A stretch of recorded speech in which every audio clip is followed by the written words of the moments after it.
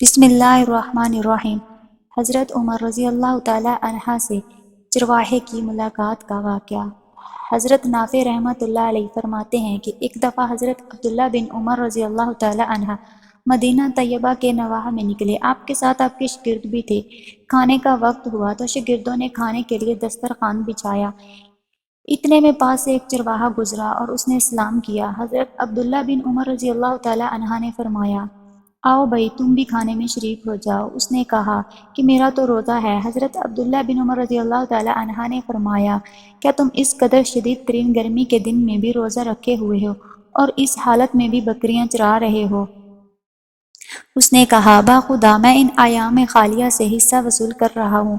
حضرت عبداللہ بن عمر رضی اللہ تعالی عنہ نے اس کا امتحان لینے کے لیے اس سے فرمایا، ایسے کرو کہ اپنی بکریوں میں سے ایک بکری ہمارے ساتھ فروخت کر دو، ہم تمہیں اس کی قیمت بھی دیں گے اور گوشت بھی دیں گے، گوشت سے تم روزہ افطار کرنا۔ اس چرواہے نے عرض کیا کہ ان بکریوں میں سے کوئی بھی بکری میری نہیں ہے، بلکہ سب بکریاں میرے آقا کی ہیں۔ حضرت عبداللہ بن عمر رضی اللہ تعالی عنہ نے اس سے فرمایا کہ تمہارے آقا کو ایک بکری نہ ملی تو وہ تمہارا کیا بگاڑ لے گا؟ اس چرواہے نے آپ سے رخ موڑ کر آسمان کی طرف انگلی اٹھاتے ہوئے کہا، اللہ کہاں جائے گا؟ یعنی بالفرض اگر میں دنیاوی آقا سے بچ بھی گیا تو اللہ تو دیکھ رہا ہے، وہ تو کہیں چلا نہیں گیا، اس سے بچ کر کہاں جاؤں گا؟ حضرت نافع رحمۃ اللہ علیہ فرماتے ہیں کہ چرواہے کی بات سن کر حضرت عبداللہ بن عمر رضی اللہ تعالی عنہ پر ایک عجیب سی کیفیت طاری ہو گئی اور آپ بار بار چرواہے کی باتیں کرتے رہے کہ دیکھو چرواہا کہہ رہا ہے اللہ کہاں جائے گا۔